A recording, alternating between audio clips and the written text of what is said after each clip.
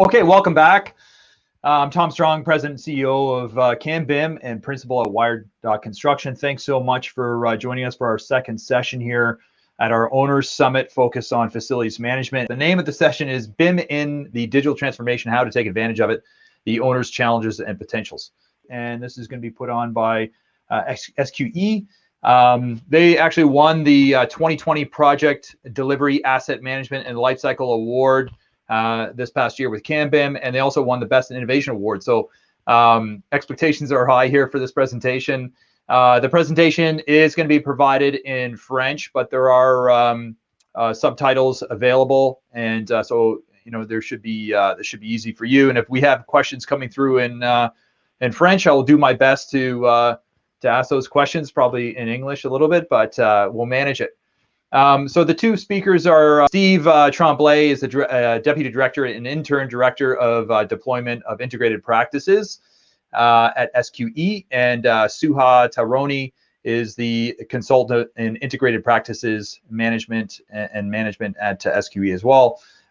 They both have tremendous experience. Steve's been working in the industry for 20 years and is specifically focused on this subject matter for SQE, and Suha is a licensed architect, educated in France, tremendous expertise.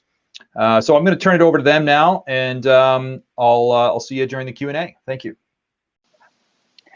Alors, bonjour tout le monde et merci beaucoup pour cette invitation à CanBIM, notamment en fait CanBIM Honor Center. On est vraiment, moi et mon collègue Steve, très heureux d'être invités à cet événement-là et partager avec vous nos expériences par rapport au BIM et la transformation numérique, notamment en fait comment en tirer profit, défis et potentiel d'un donneur d'ouvrage public.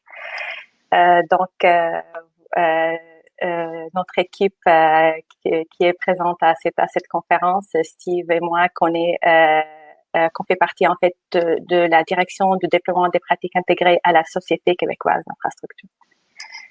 Donc, juste pour commencer, introduction à la Société québécoise des infrastructures. Qui sommes-nous? À savoir que la Société québécoise des infrastructures, c'est un donneur d'ouvrage public majeur au Québec. Il est aussi un propriétaire d'un parc immobilier important et considéré comme un expert immobilier du gouvernement du Québec. Donc, la Société québécoise d'infrastructure, elle a une équipe pluridisciplinaire avec une expertise intégrée qui regroupe d'environ 1200 employés. Elle offre ses services aux ministères et organismes publics liés à la fois à la gestion de projets, notamment en fait pour la construction, la rénovation et l'agrandissement des projets, et aussi à la gestion immobilière, donc tout ce qui est maintien d'actifs, aménagement d'espace, gestion des baux. La société, elle a un portefeuille assez important qui est en augmentation importante, et notamment en fait pour les projets en gestion, elle a une valeur de à peu près 2 milliards de dollars au troisième trimestre en fait 2020, et aussi pour des projets en association, le portefeuille atteint 17 milliards de dollars. Donc des projets très variés, des projets diversifiés, des projets d'infrastructures de différentes identités, des projets institutionnels, des projets de santé, culturels et aussi des projets d'aménagement urbain.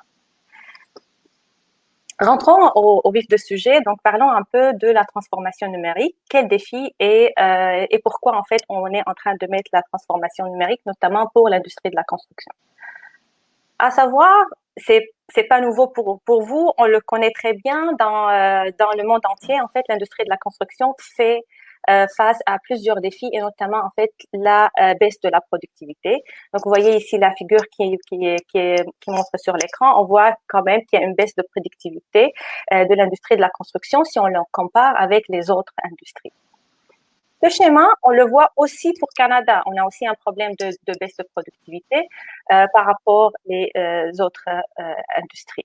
Donc, comme solution, on suppose que la transformation numérique sera une piste afin d'un côté, d'augmenter la productivité, et d'autre côté, c'est une solution incontournable, notamment avec le contexte qu'on vit actuellement. Alors, parlons encore de la transformation numérique, notamment pour l'industrie de la construction. un aspect très important qu'avec cette transformation numérique, ça nous permet en fait de mieux gérer nos informations durant le projet, d'aller d'une façon statique vers une gestion d'informations évolutive, une gestion d'informations qui garantit une continuité dans dans l'information. Donc, plusieurs solutions pourraient être une solution à cette continuité de l'information, notamment en fait avec l'arrivage de la construction 4.0. On voit qu'il y a des solutions qui nous permettent de développer, de traiter et aussi de transférer et de gérer de l'information. Le BIM, le Building Information Modeling, on peut le voir comme le cœur de cette transformation numérique et notamment en fait, c'est la clé de voûte de virage numérique. Donc, transformation numérique dans l'industrie de la construction, il implique quand même plusieurs changements, notamment en fait de la façon comment on travaille ensemble, les différents acteurs de l'écosystème de l'industrie de la construction. À noter qu'avec cette transformation numérique, cette transformation importante, il y a quand même une émergence de décalage avec les attentes ou avec la vision de différentes parties prenantes. Donc, comment on peut combler cet écart-là dans la vision et dans l'entente de différents acteurs dans l'industrie de la construction? Une des solutions, c'est de regarder, de se doter d'une stratégie claire, une stratégie qui va assurer l'arrimage entre les différents acteurs de l'industrie de la construction et aussi une stratégie qui assure une collaboration active entre les différentes parties prenantes. Et cette solution ou cette voie que la Société québécoise des infrastructures a choisi ou adopté afin d'entreprendre le virage numérique et implémenter des pratiques intégrées au sein de l'organisation. Donc, pour parler de comment la SQI a mis en place les pratiques intégrées, je vais laisser Steve d'enchaîner. Merci Soua pour cette belle mise en contexte. Alors maintenant, effectivement, la question qu'on se pose, comment la SQI a mis en place les fameuses pratiques intégrées dont on fait mention ici, notamment par la mise en œuvre d'un projet corporatif. Mais au départ de tout ça, l'essence, la SQI s'est dotée d'une vision. La SQI souhaitait contribuer activement à déployer les pratiques intégrées, donc le BIM et le PCI, dans l'entièreté de l'industrie québécoise de la construction. Donc, c'est la vision qu'on s'est donnée dès le départ. Mais maintenant, pour concrétiser cette vision-là, nous avons mis sur pied un projet corporatif unique, unique en plusieurs aspects, notamment parce qu'il se veut corporatif, donc hautement stratégique et entériné par la haute direction de la société. Il est structuré, collaboratif parce que nous avons choisi dès le départ de mettre l'humain au centre du changement. Vous allez le voir tout à l'heure, on va approfondir sur le sujet. Ce projet, il est également progressif et graduel pour respecter la maturité et la capacité de l'industrie à prendre le virage. Et il est innovant en plusieurs aspects, notamment pour ce qu'on va voir tout de suite après, les différents piliers qui forment le projet. Nous le verrons tout à l'heure ensemble. Alors, un peu d'historique. Ce projet-là date depuis plusieurs années déjà. On a commencé à parler de pratiques intégrées à la SQI il y a une douzaine d'années, à partir de 2008, où la conception intégrée, donc le processus de conception intégrée, est arrivé avec l'accréditation LEED, le développement durable, donc les notions de développement durable qui sont arrivées dans la réalisation des projets. C'est les premiers moments où on a commencé à parler de pratiques intégrées et de conception intégrée. Nous avons, avec le temps, ajouté ces aspects-là dans les documents contractuels pour en encadrer un peu les exigences petit à petit, parce qu'au départ, il y avait très peu d'organisation au niveau de ce qu'on s'attendait de la part du donneur d'ouvrage par rapport à ces approches-là. À partir de 2010, on s'est intéressé particulièrement au potentiel qu'offrait le BIM pour la SQI. Donc, nous avons amorcé une phase d'exploration qui nous a permis de réaliser plusieurs projets pilotes et de tirer des leçons concrètes et de vraiment évaluer, disons, le potentiel que ces approches-là avaient pour la SQI. En 2014, nous avons marqué un point d'arrêt pour créer un bilan, donc tirer vraiment des leçons du moment d'exploration qu'on a fait, des différents projets pilotes qu'on a mis en place. Et à ce moment-là, on a déterminé que si on voulait tirer pleinement bénéfice des approches comme le BIM et le PCI, on devait structurer davantage l'approche, la gérer de façon concrète et vraiment la faire entériner comme un document, comme un projet corporatif qui donnait des directions très claires, autant pour la SQI que pour ses partenaires au niveau de l'industrie. Donc, en 2014 et à travers 2016, on a réalisé des plans, ce qu'on appelle un dossier d'opportunité, justement pour faire un benchmark à l'international. On s'est allié avec des universités, des chercheurs pour s'assurer d'aller voir comment ces pratiques-là se déployaient du côté international pour en tirer aussi des scénarios, des leçons, des potentiels de déploiement. Nous avons structuré, réfléchi à différentes options et choisi au final, avec l'approbation de la haute direction, d'arriver avec un projet, un plan de déploiement corporatif qui était entériné en 2016, qui marquait le départ officiel du projet dont on parle aujourd'hui. Ce qui nous mène à aujourd'hui, vraiment avoir un projet corporatif entériné, incorporé dans un plan stratégique au niveau de la société et également inscrit à l'intérieur d'une vision immobilière au niveau du gouvernement du Québec. Donc, ce n'est pas une initiative d'une seule personne ou de quelques personnes dans l'organisation, mais vraiment un choix corporatif qui a été mis en place d'aller de l'avant avec ces nouvelles façons de faire-là. Bien sûr, dès le départ, il fallait nous assurer, on l'a mentionné, c'est un projet corporatif, mais aussi collaboratif avant tout. Il fallait s'assurer d'aller au rythme de l'industrie. Dès 2015, nous avons lancé un large sondage au sein de l'industrie, au sein de nos partenaires, pour voir quel était leur taux de réponse, leur souhait vraiment d'aller de l'avant avec ce type de pratique qui venait changer un peu les façons de faire. Donc, beaucoup de répondants qui nous ont vraiment affirmé le souhait d'aller de l'avant avec le BIM et les approches intégrées. Donc, ce qui venait un peu appuyer notre démarche, notre choix d'aller vers ces nouvelles façons de faire-là. En 2017, une fois que le déploiement a été lancé officiellement, on est allé réaffirmer ça, on est allé valider au sein de l'industrie qu'elle était toujours prête et qu'elle avait la capacité de se mobiliser dans ce changement-là. Donc, un large chantier de réflexion qui a été mis en place à l'époque en collaboration très rapprochée avec le ministère de l'Économie et de l'Innovation. Donc, nous avons organisé des rencontres rassemblant plusieurs acteurs de l'industrie pour se questionner, réfléchir ensemble sur quelle était la suite à prendre, qu'est-ce qu'il fallait encourager pour mettre de l'avant les nouvelles façons de faire au sein de l'industrie. Donc, à ce moment-là, on était en mesure de réaffirmer vraiment le souhait et le désir de l'industrie d'aller de l'avant.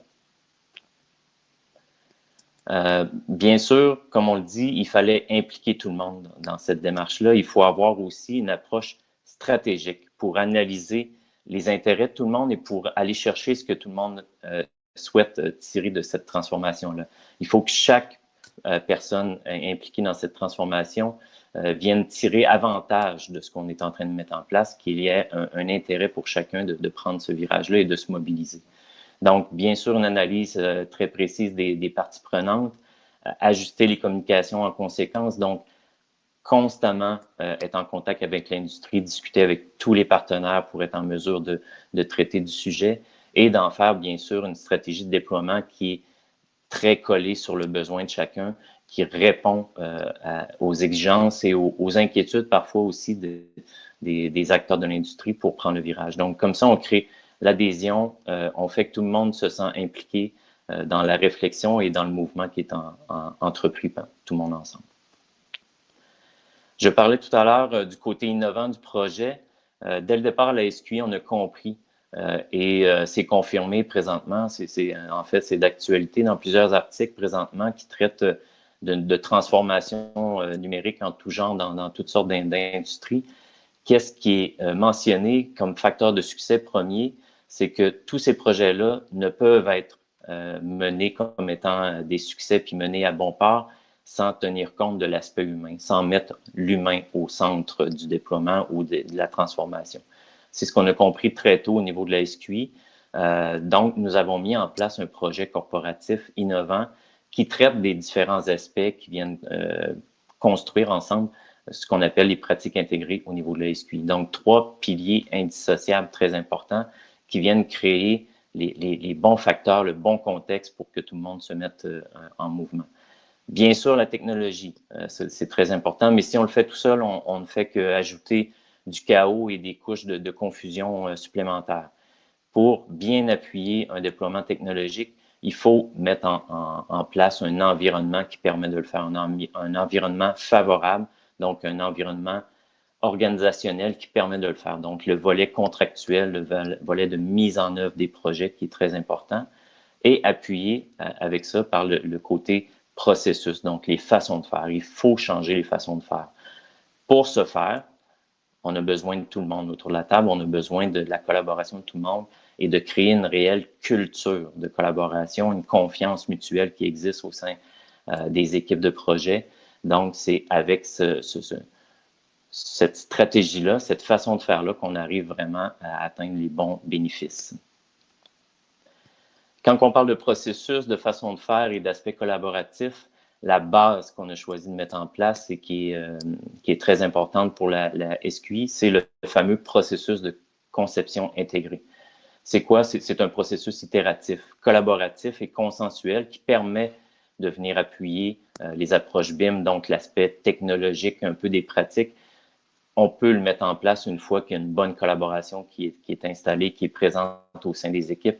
Et tout ça pour arriver à prendre les meilleures décisions pour le bien du projet, pour le bien de la réalisation des projets, mais aussi le bien de la société en général. Donc, c'est très important. Le BIM est toujours associé à la SQI avec le processus de conception intégrée qui vient créer la chimie, la synergie au sein des équipes.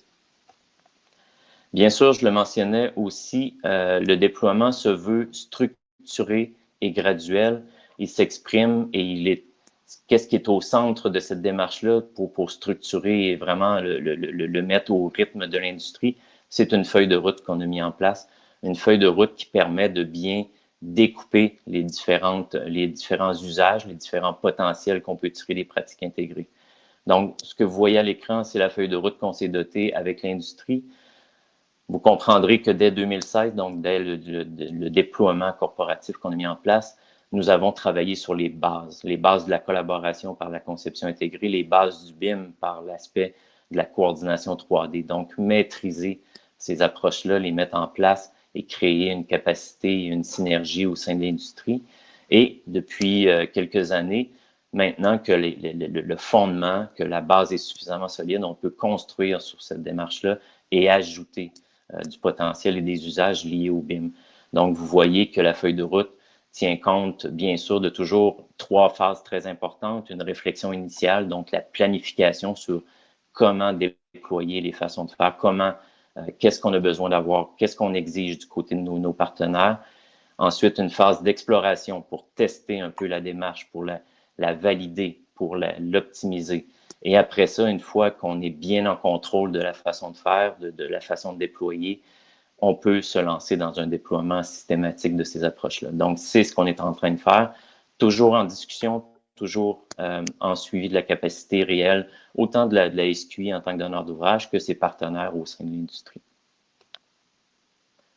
Si on reprend plus concrètement ce qu'on exprimait tout à l'heure par rapport à nos 3 piliers qui sont très importants pour nous, lorsqu'on parle de l'aspect organisationnel, il faut mettre en place un environnement favorable. Par environnement favorable, on entend l'aspect contractuel. Donc, nous avons déployé des clauses contractuelles spécifiques qui traitent du BIM et du PCI dans le cadre des projets. Nous avons mis en place des critères de sélection pour nos services professionnels. Donc, lorsque nous allons rechercher nos professionnels, architectes et ingénieurs, constructeurs, nous avons des critères qui permettent d'évaluer le niveau de capacité, le niveau de maturité, pour être en mesure de supporter, oui, le BIM, le PCI, mais aussi être en mesure de valider la capacité réelle à collaborer pour les équipes de projet. Les maquettes, bien sûr, prennent un rôle très important au niveau du BIM. Les maquettes à la SQI sont considérées comme faisant partie intégrante des documents contractuels que nous avons et que nous transférons lors des appels d'offres à nos entrepreneurs. Donc, c'est un élément très important de notre côté. Bien sûr, les maquettes, une fois qu'elles sont considérées comme contractuelles, il faut en encadrer l'usage. Bien sûr, en suivi encore une fois de la maturité de chacun, on met en place un document qui vient encadrer l'usage qu'on autorise de faire des maquettes qui sont produites par nos architectes, nos ingénieurs, qui les rendent disponibles, bien sûr, l'information aux entrepreneurs, mais qui vient limiter aussi la responsabilité de chacun, ce qui permet encore une fois de créer une collaboration et un lien de confiance et s'assurer qu'on puisse tirer le maximum de ces approches-là. Bien sûr, tout ce que je viens de mentionner doit s'adapter et s'inscrire correctement à l'intérieur des modes contractuels qu'on met en place. Si on continue par rapport à tout cette compréhension-là, ce suivi, cette gestion de changement, bien sûr, ce qu'on a fait, on a créé des guides d'application qui viennent décrire clairement nos exigences, les modalités de réalisation du BIM et du PCI dans le cadre des projets. Et lorsqu'on démarre les projets, lorsqu'on met en place les équipes, on élabore avec eux des plans de gestion BIM, bien entendu, et des plans d'action liés au PCI qui viennent décrire l'organisation, la suite, les attentes, les objectifs de chacun des ateliers de conception intégrée qu'on souhaite mettre en place. Et tout ça, bien sûr, ces deux approches-là, ces deux types de documents-là sont arrimés ensemble pour qu'on puisse collaborer l'un avec l'autre. Finalement, l'aspect technologique, on l'aborde à la SQI. Bien sûr, la stratégie dès le départ à la SQI, c'était de démocratiser au maximum le BIM et les approches intégrées. Par démocratiser, on veut rendre les projets, les moyens de production le plus de latitude possible, en fait, rendre ça le plus large possible pour le plus large bassin de fournisseurs à la SQI. En tant que donneur d'ouvrages publics, c'est très important pour nous de ne pas limiter le marché et la réponse du marché à nos appels d'offres. Donc, ce qu'on a choisi de mettre en place, c'est une politique, bien sûr, d'Open BIM. Donc, on n'impose pas de moyens de production. Ce qu'on a choisi de mettre en place, par contre, c'est une plateforme collaborative numérique qu'on met au centre des projets qui permet, encore une fois, de démocratiser, mais en s'assurant que tout le monde puisse participer concrètement au projet, peu importe l'outil de modélisation, peu importe le moyen de production qui est utilisé par les différents acteurs du projet. Donc, par la publication des maquettes sur cette plateforme collaborative-là qui se veut neutre, on permet à nos clients de participer, de visualiser, de communiquer avec nous dans le cadre du projet. On permet à nos équipes internes qui sont en suivi des normes et du contenu des projets de pouvoir valider l'avancement des projets, de pouvoir communiquer les audits, la validité des livrables avec les professionnels. Et bien sûr, on permet à nos professionnels, aux architectes, aux ingénieurs, aux constructeurs, de pouvoir communiquer ensemble au niveau de la coordination, de pouvoir s'échanger les principales problématiques et de régler les problèmes en amont. Mais bien sûr, tout ça, effectivement, ça se fait en accompagnement, en support constant dans le cadre des équipes. Il faut s'assurer de former les gens, il faut s'assurer de créer des compétences concrètes au niveau des projets pour que tout ça voit le jour et que puisse se faire dans la meilleure façon possible, en fait. Donc, quelques faits saillants. Soua, je te repasse la parole pour faire un petit peu pour montrer un petit peu les faits saillants et les défis qu'on a rencontrés à travers tout ça. Parfait, merci Steve. Effectivement, en fait, vous avez vu comme quoi différents aspects qui ont été mis en place pour la démarche SQI, notamment les exigences et la structure qui a été faite afin d'avancer et assurer les succès de projet et avec une valeur ajoutée au projet. Donc, les faits saillants et les défis. On est fiers d'annoncer qu'on a des projets BIM partout au Québec et pas seulement au niveau de la capitale nationale, ni seulement au niveau de Montréal, mais vraiment partout, par différentes régions au Québec. Concrètement, de quoi il s'agit? Revenons 4 ans en arrière ou 5 ans en arrière, en 2016. Donc, en 2016, on a mis comme objectif, on voudrait déployer le BIM dans 15 projets. Donc 15 projets à l'horizon, donc entre 2016 jusqu'au 2021. Et déployer le PCI, le processus de conception intégré, pour des projets de 5 millions et plus dès avril 2019. Donc, cet objectif a été largement dépassé. On est rendu maintenant, on a plus de 72 projets BIM et PCI avec une valeur totale de 13,5 milliards de dollars. Donc, ce travail qui a été fait, certains projets sont en cours, sont actuellement en cours, d'autres qui démarrent, mais quand même, on a facilement dépassé l'objectif initial quand on a lancé le projet de déploiement au sein de la Société québécoise des infrastructures. Ce travail de déployer le BIM ne pourrait pas être fait sans des collaborateurs. Nos collaborateurs sont à la fois des ministères et des organismes publics. Donc, on a plus de 50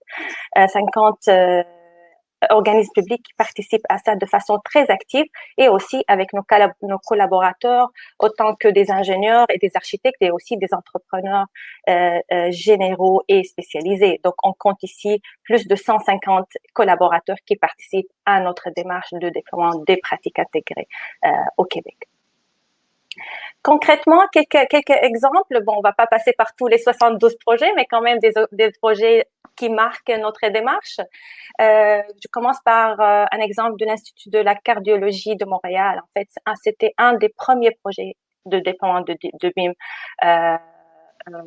au Québec, qui a montré quand même une valeur ajoutée. C'est un projet d'agrandissement, un projet de 220 milliards, donc qui a commencé en fait en 2019 et il sera livré à la fin de 2021. Donc un projet qui a la maquette, l'utilisation de la maquette nous a permis d'améliorer la façon de faire et notamment de s'assurer une meilleure coordination entre les différentes disciplines. Un autre projet, ça c'est le projet de Palais de justice de Roberval, un projet qui prend un caractère très important, c'est une intervention dans un bâtiment patrimonial. Donc, bâtiment patrimonial, l'utilisation de certaines technologies, notamment en fait l'utilisation des balayages laser, ça a été un ajout, une valeur ajoutée dans ce projet-là.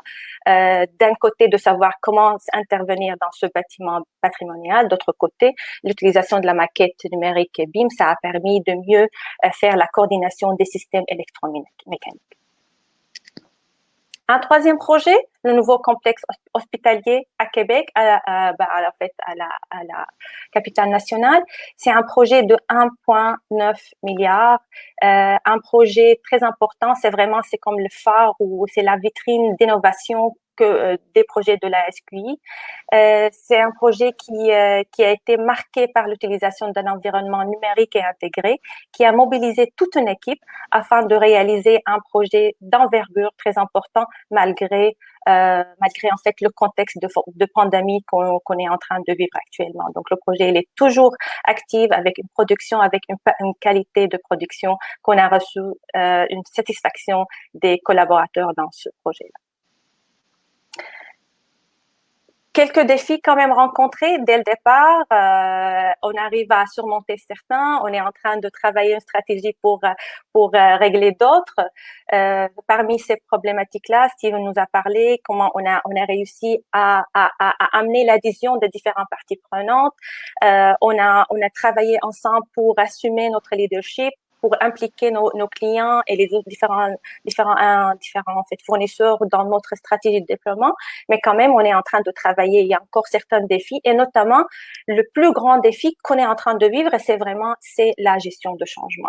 La gestion de changement, comment le faire, comment intégrer plus de monde et comment on travaille ensemble, comment on va mobiliser tout le monde ensemble afin de prendre le virage numérique et assurer une bonne qualité de nos produits finaux, notamment pour l'industrie de la construction.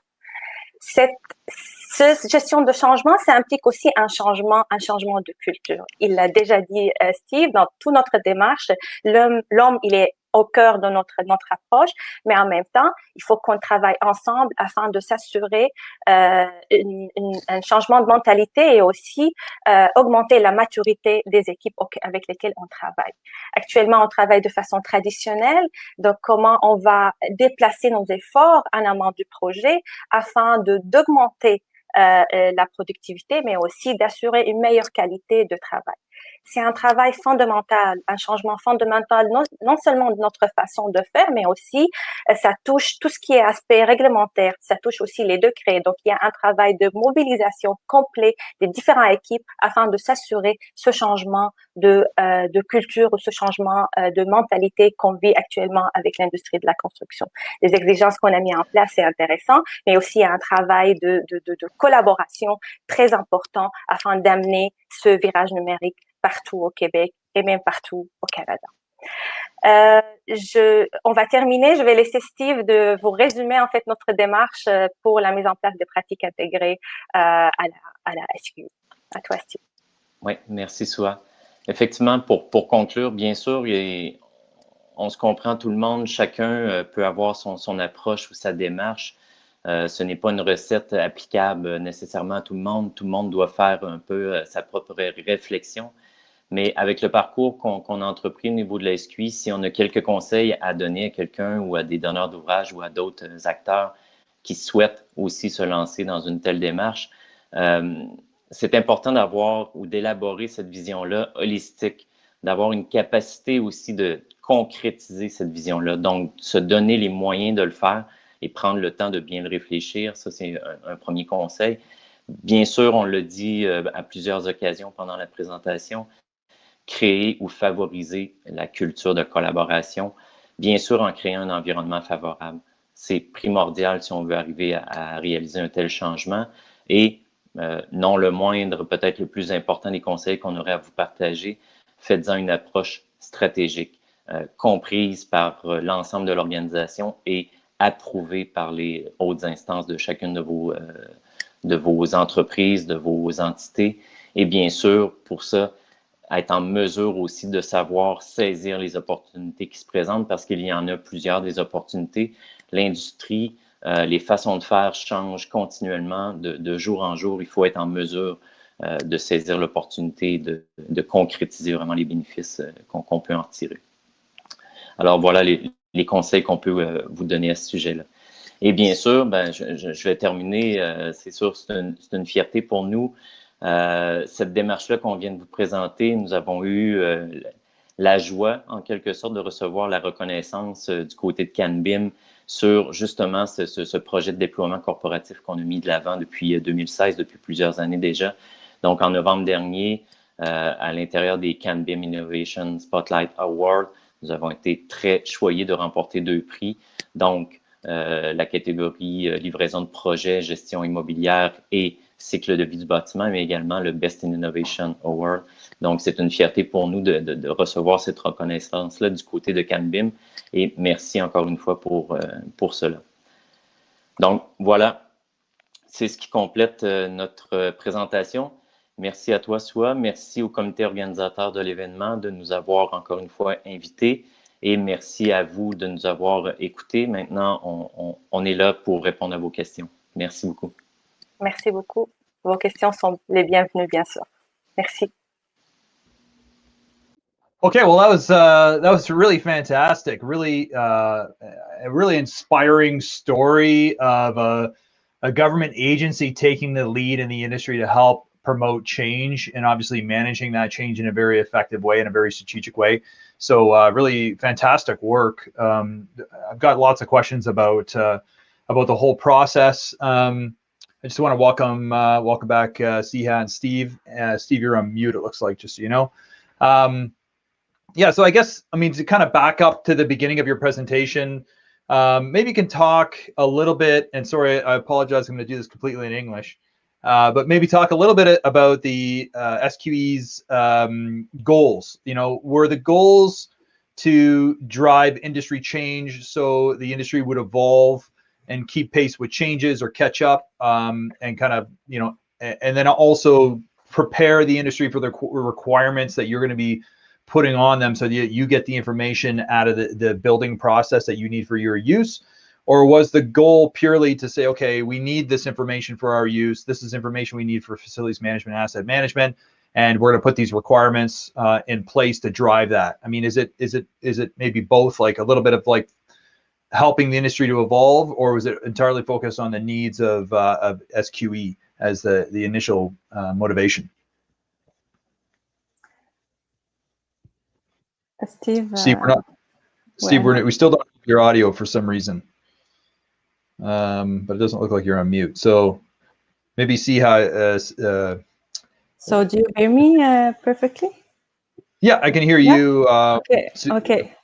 Suha, maybe you can address. Well, I think it's both of you. So so if you look at the intern for the SQE, for the benefit of the SQE, as we said at the beginning, we have a very big portfolio, and we work with different stakeholders. We have our client, different public bodies and organism, ministries, etc. And we have our own facilities. So for our own benefit, we need to go through that. We need to prepare our standardization, our requirement to have better information management. And as Neil said, the information is the center of everything. So this is for our the SQE, but it's more than that. So we are looking about how to be a part very active in the digital transformation, this digital shift in Quebec and in Canada.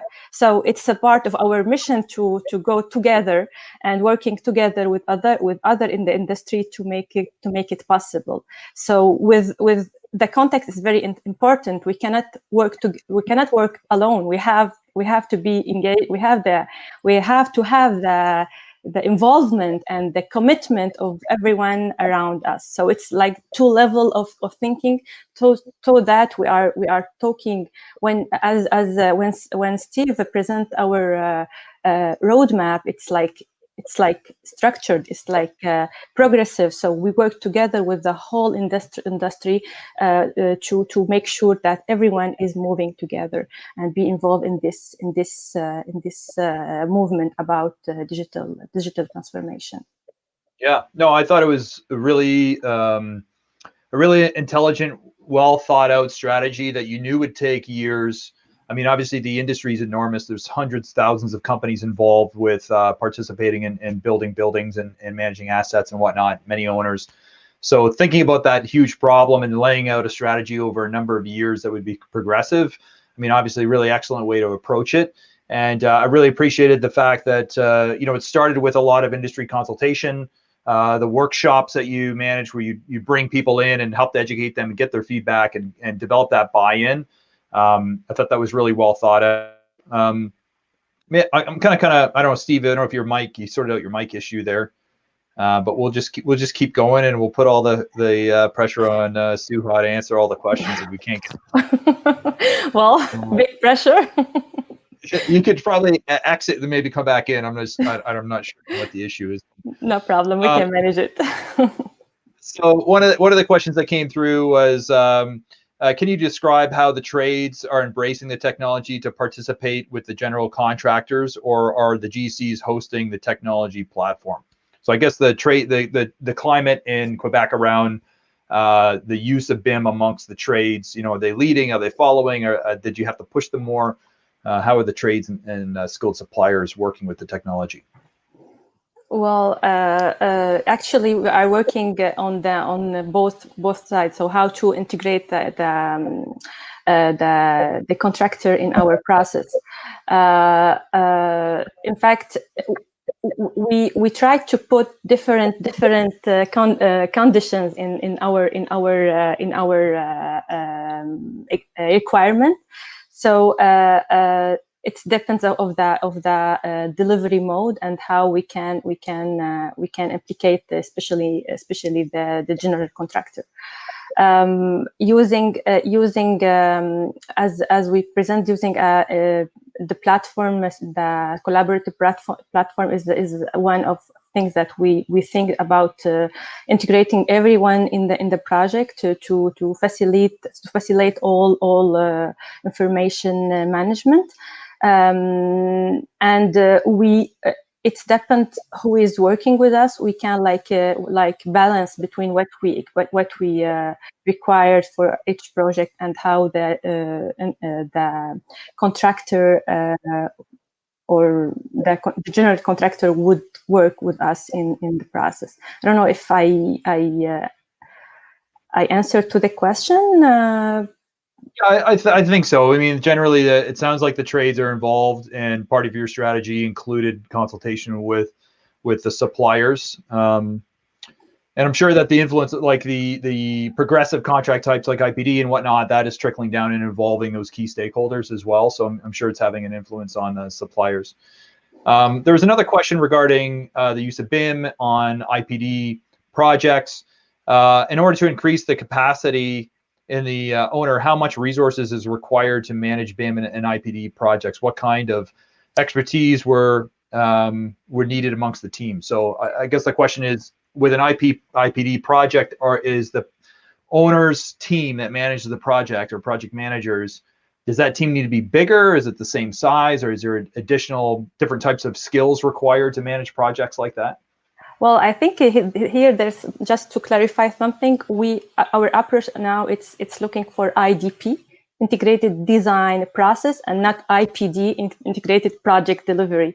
We are working on that. It's like in our backbone now. We are looking how to improve our delivery mode. But if I will take it to IDP, integrated project design process.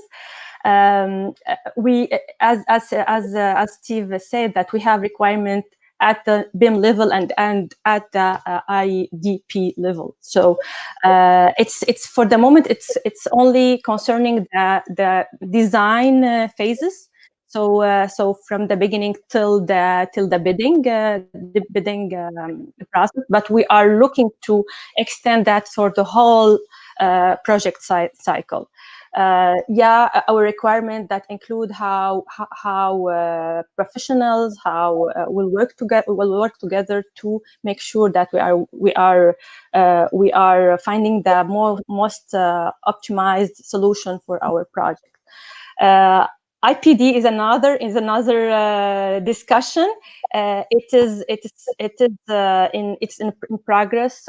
We are like as we said, we are make benchmarking for everything. So maybe it will be we don't know. We are just looking to what is existing in the market and how we can.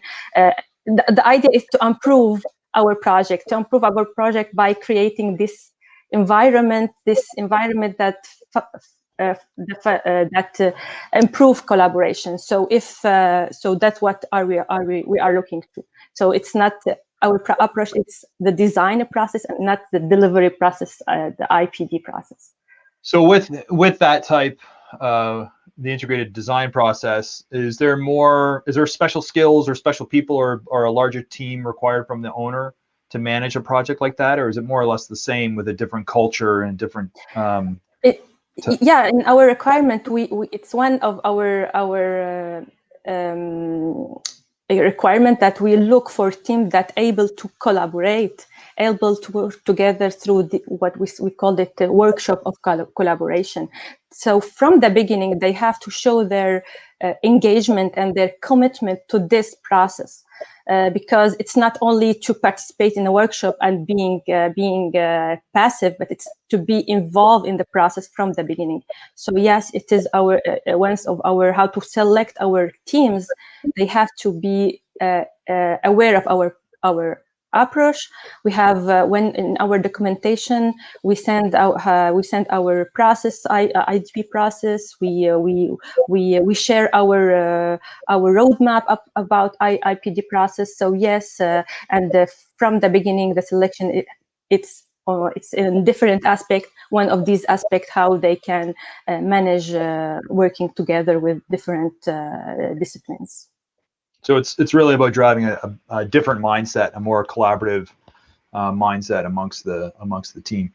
There was a question that came through regarding the size of your group. I mean, SQE is I forget how many billions of dollars of projects that you're managing and building over the course of a year. I mean, it's a tremendous initiative that you've been able to roll out. How large is your team, and kind of what's your footprint, and where are they based, and maybe kind of describe who's focused on what? Well, in fact, as I said at the beginning of the presentation, we are about 120 to 1,200 employees. There is different discipline. There is a project manager. There is expertising. It's more in engineering, architect, estimation, cost estimation. But if And as we said, that we have two lines of business, management and facility management. So what we are doing is, if we look to focus how we implement the BIM, we have our unit. It's we called it the integrated practice unit, BIM and PCE. So this unit is we are now about 12 people that we are working together to different aspects. So we are working on the strategy, we are working on how to monitor and to coach and to train. So we have different level of implication to make sure that our strategy of development and of deployment, our cooperative project is well based. So we are like the center, and we communicate internally with the SQE, like the bigger circle, if our colleague in project management, in estimation, in project asset management, and then we are the link with others, the stakeholders, professionals, and client owners and other owners. So this structure that we made, we try to make the linked all together to make sure that the process and the plans is well followed. Is rolled out. So it's really an internal initiative where you worked with the existing structure and helping them to drive the use of the new technologies within their own group. So that's a great way to do it. So unfortunately, we're kind of out of time here. We've run a little bit late already. But I really appreciate the presentation. I think that what you're doing is it's an amazing accomplishment. Years of hard work, very strategic, very intelligent way to approach this. And I hope that other agencies like Infrastructure Alberta has been very progressive. I think Ontario is a little bit behind and can follow your example. So I think it's fantastic, and keep up the good work. And I appreciate the conversation. There were a bunch of questions that we didn't get to. What we'll do is we'll capture those questions and we'll send them to you in the email, and potentially we can follow up with those individuals. But thanks so much, and we're going to run into the next session. So thank you very much, and thank you again for the invitation. So see you soon. Thank you everybody to follow our presentation. Thank you.